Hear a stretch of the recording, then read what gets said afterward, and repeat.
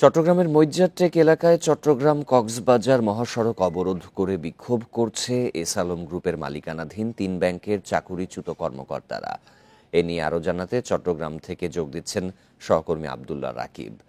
রাকিব, কখন থেকে এই বিক্ষোভ শুরু করেছেন চাকুরিচ্যুত কর্মকর্তারা? তারা কি বলছেন বিক্ষোভ স্থলে?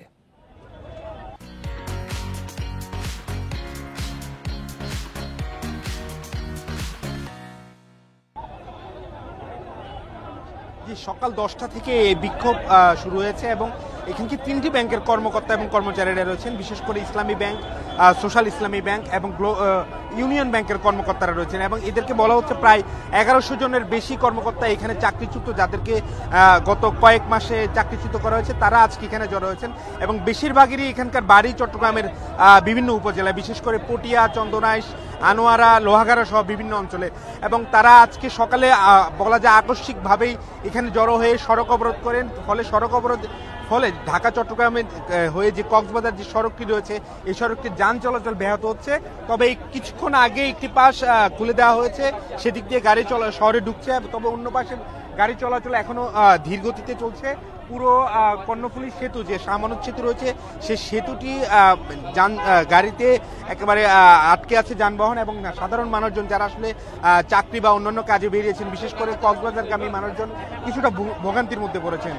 তবে এখানে যারা বিক্ষোভ করছেন বা মানববন্ধন কর্মসূচি করছেন, তারা বলছেন তারা চাকরি ফিরে পাওয়ার দাবিতেই তারা আজ এখানে কোনো উপায় না পেয়ে তারা এখানে আজকে জড়ো হয়েছেন এবং তারা বলছেন বাংলাদেশ ব্যাংকের গভর্নর সহ সরকারি যারা নীতি নির্ধারণী পর্যায়ে আছেন তাদের কাছে তাদের দাবি যে তাদেরকে আঞ্চলিকভাবে যে অভিযোগ করে তাদের চাকরিচ্যুত করা হয়েছে সেটি তারা একেবারেই অযৌক্তিক বলছেন এবং পাশাপাশি তারা বলছেন তারা বৈধভাবে চাকরির পরীক্ষা দিয়ে সব ধরনের নিয়ম নীতি মেনেই তারা আসলে চাকরিতে যোগ দিয়েছেন, কিন্তু তাদেরকে কোনো ধরনের কোনো নিয়ম না মেনেই তাদেরকে চাকরিচ্যুত করা হয়েছে।